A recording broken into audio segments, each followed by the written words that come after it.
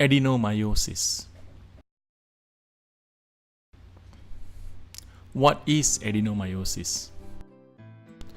Adenomyosis is a condition whereby the inner lining of the uterus, called the endometrium, is found in the muscular layer or myometrium of the uterus.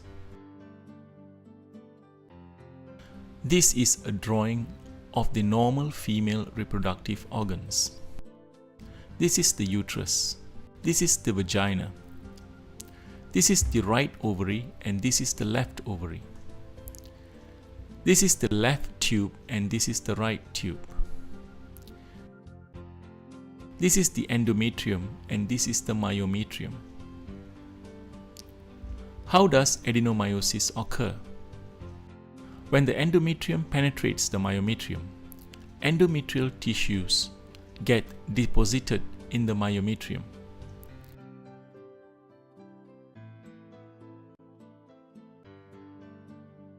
It causes the myometrium to enlarge and adenomyosis occur. The endometrial tissue in the myometrium can grow and bleed.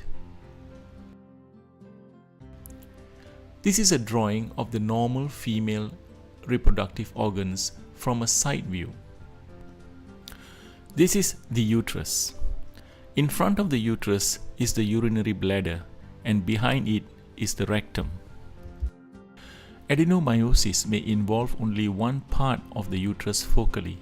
When this occurs, the nodule formed is called adenomyoma.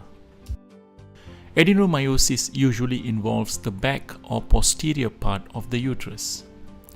Sometimes the whole uterus can be enlarged with adenomyosis. Why adenomyosis occur? The cause of adenomyosis is unknown. It has been associated with anything that causes uterine trauma that may break the barrier between the endometrium and the myometrium, such as caesarean section, pregnancy termination, and even pregnancy. Some women may not experience any symptoms at all, while others have severe debilitating symptoms.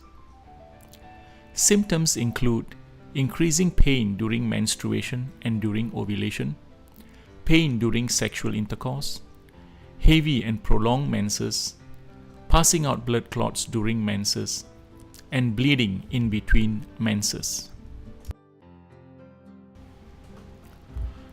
Adenomyosis can be suspected during pelvic examination, ultrasound, and MRI, magnetic resonance imaging.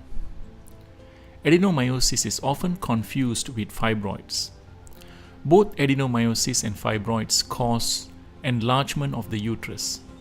However, fibroids usually do not cause pain during menstruation. In adenomyosis, pelvic examination may reveal an enlarged uterus and tenderness of the uterus and the pouch of Douglas.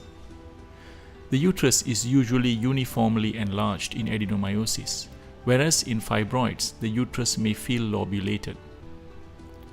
Abdominal and transvaginal ultrasound may show an enlarged uterus. When performing ultrasound, it is important to try to distinguish fibroids from adenomyosis. Ultrasonography will show that the texture of a fibroid is different from the myometrium. It is usually easy to see the demarcation line between the myometrium and the fibroid, as shown in this ultrasound picture. In adenomyosis, there will not be any definite demarcation line between adenomyosis and myometrium. Magnetic resonance imaging (MRI) can assist in confirming the diagnosis of adenomyosis.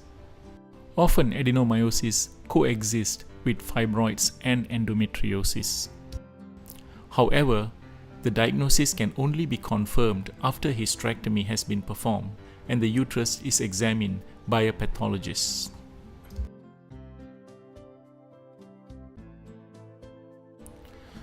Treatment will depend on the symptoms of the patient and whether pregnancy is desired. Women with adenomyosis have a lower chance of conceiving because the uterus is hostile for implantation of the embryo. They may need to undergo assisted reproductive techniques such as IVF. In women who want to retain their uterus, there are several options. Pelvic pain can be relieved with painkillers or analgesics called non-steroidal anti-inflammatory drugs or NSAIDs. There are many NSAIDs in the market such as mefenamic acid, naproxen, celecoxib, etoricoxib. The pain of adenomyosis is caused by menstruation. When menstruation occurs, there is bleeding in the adenomyosis. So one of the strategies to reduce pain and heavy menses is to reduce menstrual bleeding. Menstrual bleeding can be reduced with synthetic progesterone called progestogens, oral contraceptive pills taken continuously or cyclically, Depo-Provera injection, or Mirena. Oral contraceptive pills are usually taken for 3 weeks with a 1-week break to induce menstruation. However, 3 packs can be taken continuously for 9 weeks and then a break is taken for 1 week. In this way, the number of menstruation in a year can be reduced from 12 to 4, and so the number of episodes of pain can be reduced as well. Decreasing menstrual bleeding is believed to reduce the speed of growth of the adenomyosis.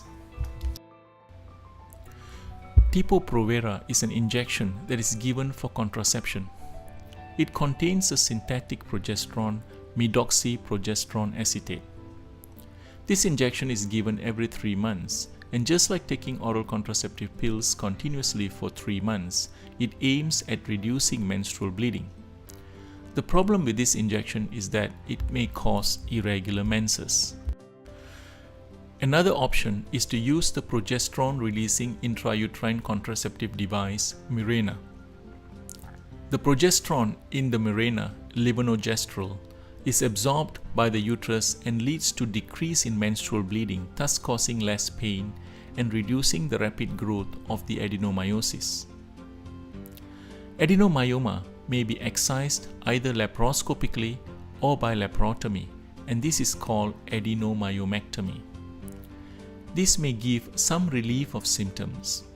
However, it is impossible to excise all the adenomyoma because its margins are not well defined. In patients with severe symptoms and have completed their family or have failed in all other treatment, hysterectomy will alleviate all the symptoms.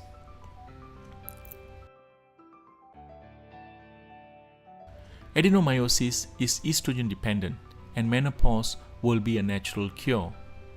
It does not increase the chances for cancer development. However, since endometrial lining has invaded the myometrium, rarely this endometrial tissue may progress to endometrial cancer. In summary, adenomyosis is one of the most difficult conditions to treat.